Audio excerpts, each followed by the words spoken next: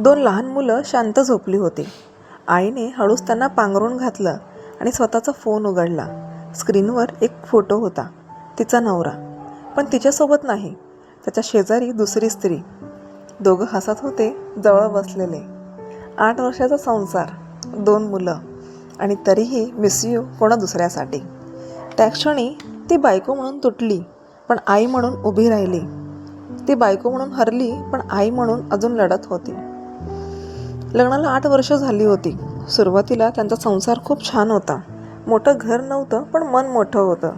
सकाळी तो कामावर जायच्या आधी तिच्या हातचा चहा पिऊन म्हणायचा, तुझ्या हातचा चहा नसेल तर दिवस सुरूच होत नाही. ती हसायची, त्याला डबा द्यायची, दरवाजापाशी उभी राहून हात हलवायची. रात्री तो यायचा तेव्हा दोघं एकत्र जेवायचे. कधी चित्रपट बघायचे, कधी फक्त गप्पा मारायचे.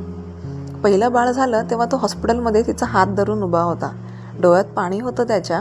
तो खूप त्रास सहन केलास, थँक्यू, तो म्हणाला होता. तिला वाटलं हा माणूस आयुष्यभर साथ देईल.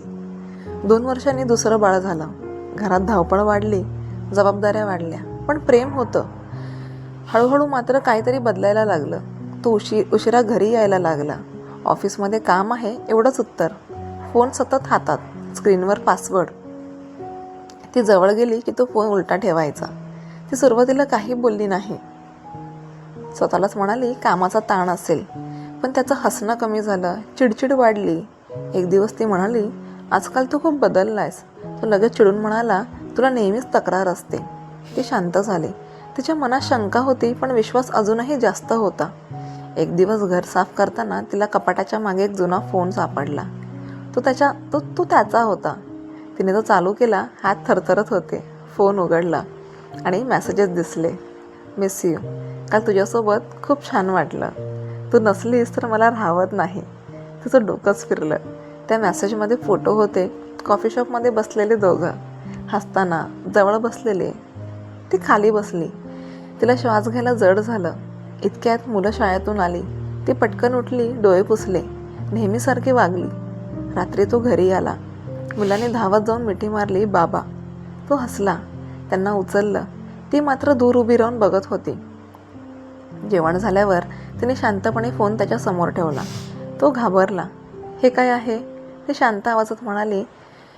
तो काही क्षण गप्प राहिला, नंतर म्हणाला, ही फक्त मैत्री आहे. ती विचारली, मैत्रीत असे मेसेज असतात का? तो म्हणाला, माझ्याकडून चूक झाली. तिच्या डोळ्यात पाणी आलं. मी काय कमी केलं होतं? मी तुझ्यासाठी घर सोडलं, मुलं सांभाळली, तुझ्या आईवडिलांची सेवा केली. कुठे कमी पडले मी? तो खाली बघत बसला. त्या रात्री दोघं एकाच बेडवर झोपले, पण मध्ये अंतर होतं. ती रडत होती, पण आवाज न करता. सकाळ झाली. तिने नेहमीप्रमाणे मुलांना उठवलं, डबा केला, युनिफॉर्म घातला, त्याच्यासाठी चहा ठेवला.